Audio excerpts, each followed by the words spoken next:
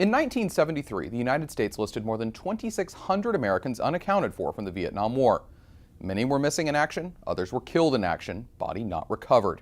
For the family members at home waiting for their loved ones to return, the uncertainty of the situation was gut-wrenching. Longing for answers, one daughter of an Air Force pilot set out on her own. Hello, girls. Last week was my first mission to Hanoi. He was just the greatest dad on earth. He was dedicated to his family. You girls better find us some good fishing spots before I get back. I love you, girl. In 1972, Air Force Colonel Bob Anderson told his wife and 3 daughters the time had come for him to join the fight in Vietnam. There's times I get angry and just say, you know, why did you have to leave us?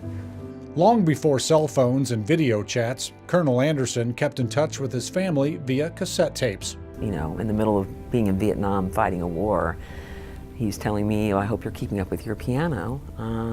And he was everything. I was really, sorry. I was just really close to my dad. I mean, he was everything to me. I was the middle child. He's the one that championed me because my big sister would pick on me and my little sister didn't want to have anything to do with me. And so I was always the odd man out. And we were just like 2 peas in a pod. Colonel Anderson was flying a mission out of Thailand when his F-4E Phantom was shot down northeast of Hanoi. 7 years later, his status changed from missing in action to killed in action, body not recovered. Most of the Anderson family accepted his fate that day. Deborah, though, had questions. He was a great pilot. You know, he taught other pilots how to fly. And I wanted answers, and I wasn't going to stop until I got them. When I finally came to terms with it was when I went to Vietnam. When I went to Vietnam for myself and talked to the witnesses myself, to get them to tell me the story, that I finally believed it, and it changed my course. After all that time, to know that he died doing what he loved doing, and for him, his mission was fulfilled. Colonel Anderson's remains were repatriated in 1998. He received full military honors and was buried at Arlington National Cemetery, October 6, 2017, exactly 45 years after being shot down in Vietnam.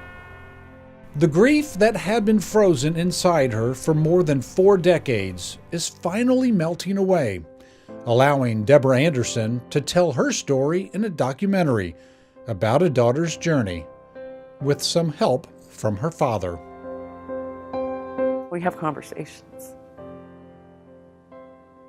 When I'm working on it, because as you saw, the beginning was slides that he took, set to his voice, that were taped in Vietnam. That's how my mom and dad wrote letters back and forth to each other.